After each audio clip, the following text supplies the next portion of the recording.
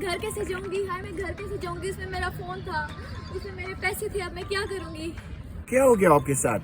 कोई चोर मेरा बैग ले गया, उसके अंदर मेरे पैसे थे, मेरा फोन था, अब मैं घर कैसे जाऊंगी? ओहो, ये तो आपके साथ बहुत बुरा हुआ है। जमाना ही खराब है।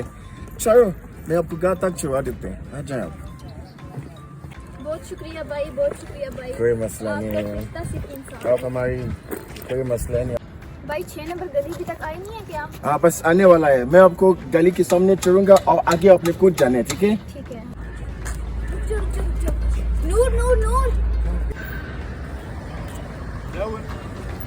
ये आदमी मेरा बैग चोरी करके भाग रहा था। तो शर्म नहीं आती क्या कर रहे हो? बैग पकड़ के छोड़ ऐसे पकड़ो हाँ। इसमें तो फोन नहीं है, इसमें तो बटवा भी नहीं है। किधर गया फोन है?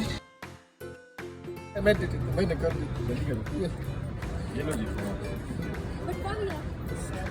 और कुछ है? कुछ नहीं है, बस ये क्या है? ये तो मेरा है।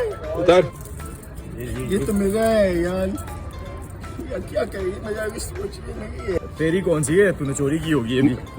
यार ये मेरा है यार, ये मेरा है यार।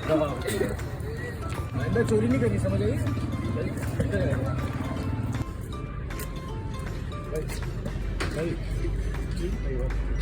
बहुत बुरा वक्त है यार, बच के गए ना।